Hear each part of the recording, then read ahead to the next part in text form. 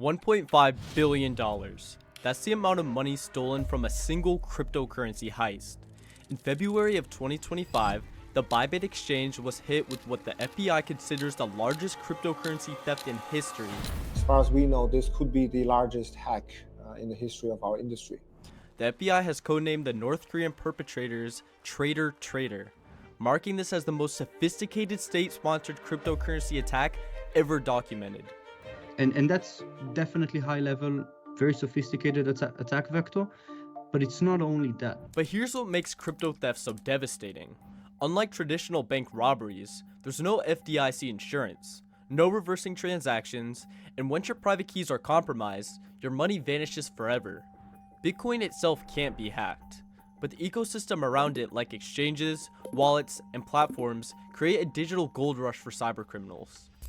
The scope of this problem is staggering. Since 2017, North Korea's Lazarus Group alone has stolen over $6 billion in crypto assets, the same organization behind the devastating WannaCry ransomware attack that crippled hospitals and infrastructure worldwide.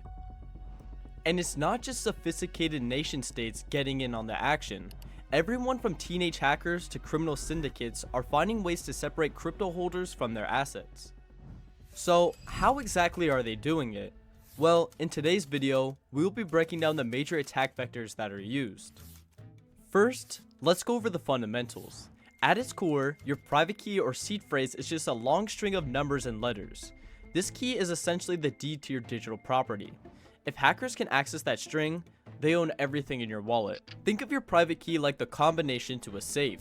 If someone learns that combination, they can empty your safe and you never even know it until it's too late.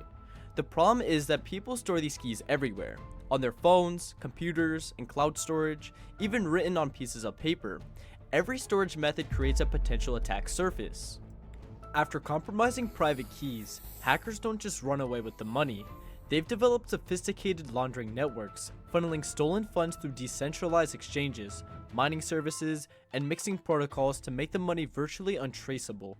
So what we're looking at is the transactions made by the launderers after they'd stolen this $1.46 billion from Bybit. And you can see the funds subsequently being fanned out across very many different transactions. So what they're trying to do here is to confuse the money trail, make it more difficult to follow the funds and potentially seize them. As involved in cryptocurrency, North Korea really are the best at laundering crypto. Blockchain forensic companies like Chainalyst and Elliptic work around the clock to track these movements, but it's like having a digital money laundering operation that works 24/7. Phishing remains the most common method for stealing cryptocurrency, and it's getting more sophisticated every day. Hackers create websites that look exactly like legitimate exchanges or wallet services.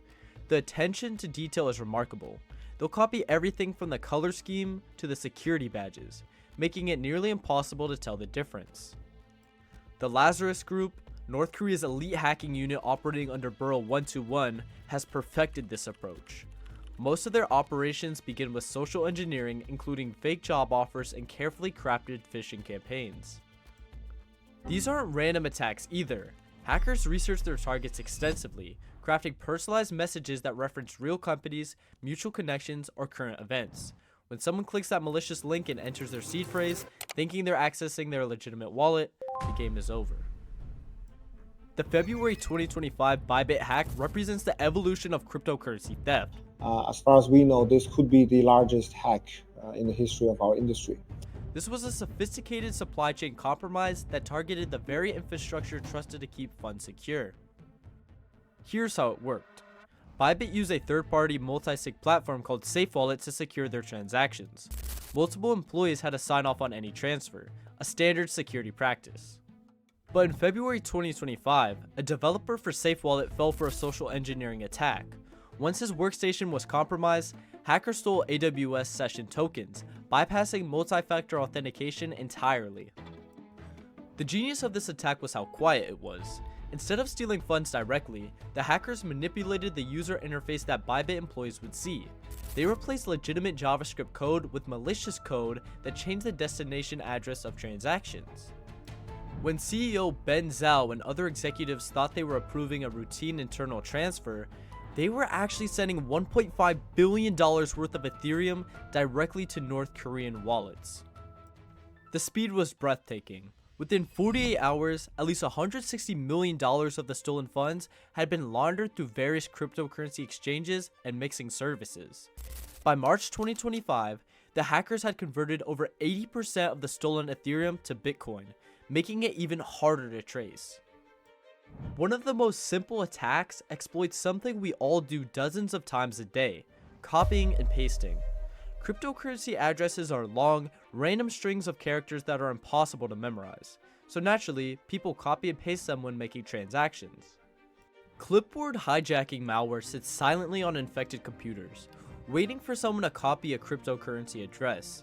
The moment it detects one, it instantly replaces it with an address controlled by the attacker. The victim sees the beginning and end of the address, which looks correct, but sends their funds to the hacker instead of the intended recipient. This method is particularly effective because it exploits human psychology. Most people who know they pasted in the correct address give the address a quick glance, rather than checking every single character. That split second can cost thousands of dollars. A lot of people consider text message two-factor authentication codes to be an extra step to secure their account, but SIM swap attacks turn it into the weakest link in your security chain. Here's how it works. Hackers research their targets extensively, gathering personal information from social media, data breaches, and public records. Then they call your mobile carrier, pretending to be you. Hi, I lost my phone and need to transfer my number to a new SIM card. With enough personal information, they can convince customer service representatives to port your number to a device they control. Suddenly, all your text messages and calls are going to them instead of you. In March 2025, T-Mobile was ordered to pay $33 million in an arbitration case after a single SIM swap attack allowed thieves to drain a customer's cryptocurrency wallet. The victim lost over 1,500 Bitcoin, worth millions at current prices. The attack happened on February 21st, 2020, when a T-Mobile employee ported the victim's phone number to a SIM card controlled by the attackers. With access to his phone number, they bypassed two-factor authentication and emptied his crypto accounts. One cybersecurity expert noted seeing between $15 million and $20 million stolen in a single swap from crypto accounts. Cryptocurrency bridges are supposed to connect different blockchain networks, allowing users to move their assets between platforms. But these bridges have become prime targets for hackers, with $1.4 billion stolen since the beginning of 2022. The largest bridge attack was the $620 million theft from the Ronin network in March 2022. They have been very involved in a variety of large attacks over the years. For example, we've had the Ronin Bridge attack where they stole over 600 million back in 2022. The bridge supported the popular NFT game Axie Infinity, and the Lazarus Group was responsible. They managed to take control of 5 of the bridge's 9 validators, the computers that verify transactions. With majority control, they could approve fraudulent transfers and drain the network. Bridge attacks come in 2 main varieties. Validator takeover attacks, like Ronin, involve compromising the computers that verify transactions. Fake deposit attacks involve tricking the bridge into thinking a deposit was made when it wasn't. The wormhole incident saw $320 million stolen when hackers exploited a weakness in digital signature validation.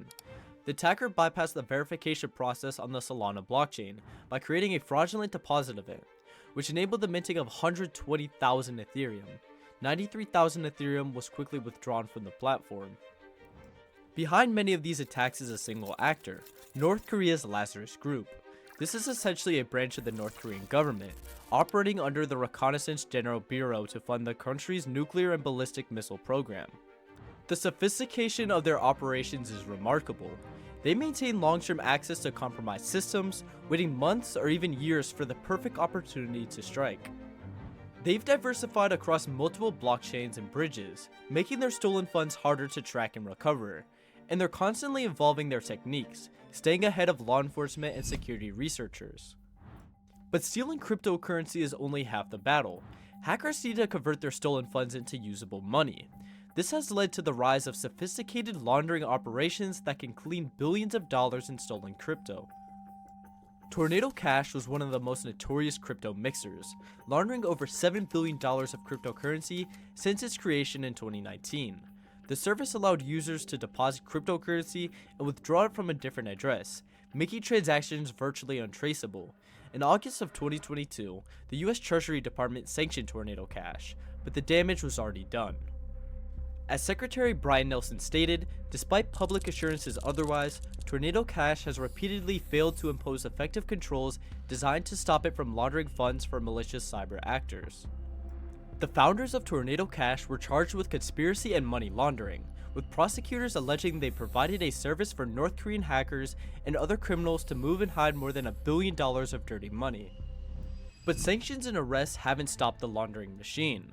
In March 2025, sanctions against Tornado Cash were lifted, and new mixing services emerged to fill the void. Hackers are also using decentralized exchanges, privacy coins, and cross-chain bridges to cover their transaction trails. One of the biggest challenges facing law enforcement is the speed of modern cryptocurrency theft.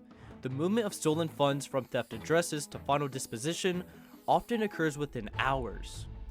The Bybit hackers laundered $160 million within 48 hours. Traditional banking systems have holds, reversals, and human oversight. Cryptocurrency transactions are irreversible and nearly instantaneous. This creates a cat and mouse game where criminals are always several steps ahead. They're employing sophisticated laundering operations and leveraging the 24/7 nature of cryptocurrency markets to move money while investigators sleep. I hope you enjoyed this video, and it would mean the world to me if you liked the video and subscribed. I make videos about everything ranging from cybercriminals to government-backed hackers, all the way into deep web investigations and ethical hacking tutorials. Thank you for watching, and I hope you have a great day.